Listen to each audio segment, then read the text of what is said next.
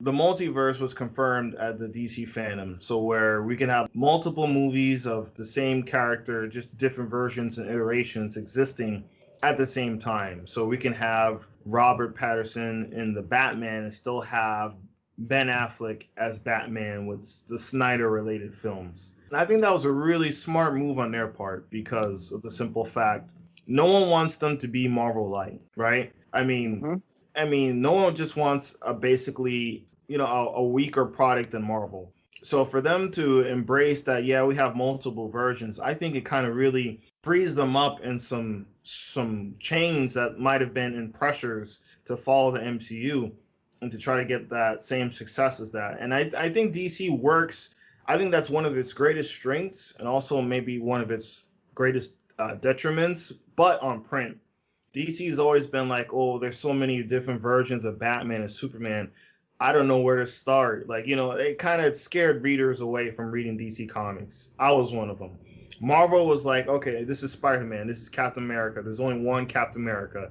So when I read Captain America 1 to Captain America 500, it's the same Captain America. You know what I'm saying? So DC Right. has always been like back and forth. Well, I don't know this. I like this Batman, but he's different when we go to Detective. You know what I'm saying? So it changes. So with films, that kind of goes away because to your average audience member, they're just going to see Batman, yo. Like, you know what I'm saying? Or Right. like, it doesn't matter. Like, okay, I like this version of Batman. I'm not confused that it's related to Ben Affleck's version, or I might be confused that, oh, I might think the Batman is a prequel to see how Ben Affleck is when he was a younger Batman. But either or, it's still gonna your average audience goer for the movies is not gonna really care, Yep. especially if the film looks good. So I think that was a good move Yeah. on them. But oh yeah, definitely a way for them to trim some of the fat, and definitely a way for them to do that. And then also with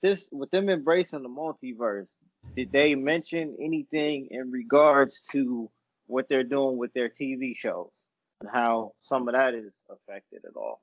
They mentioned that, man. So actually, that cameo by Ezra Miller as the Flash on that one Hmm. episode, that's actually canon now.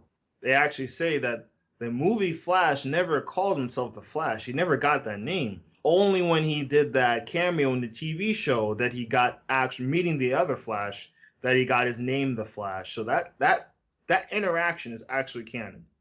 That's an See actual that real thing. now? Yeah, see that's the kind of I'm here for that. I'm here for that kind of shit right there.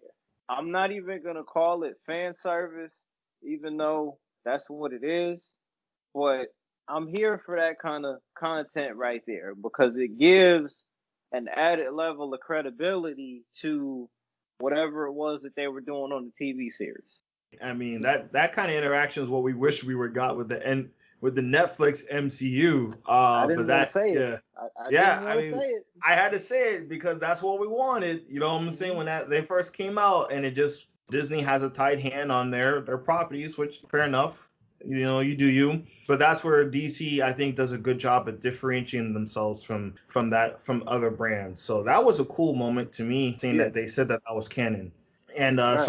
as far as I'm concerned, they said that the television series I haven't been really up to date on the CW shows, but they now all exist in one universe. Black Lightning, Supergirl, Arrow, Flash, they all are now on one Earth, but there's still different multiverses out there.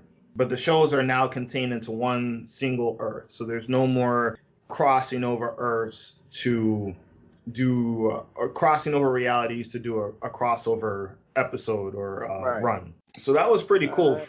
Absolutely.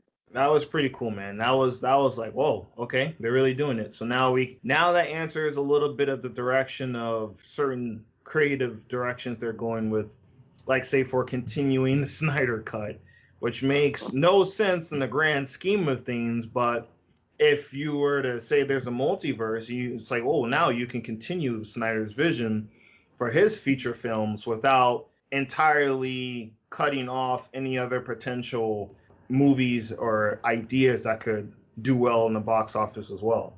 Because multiverse. Right, multiverse.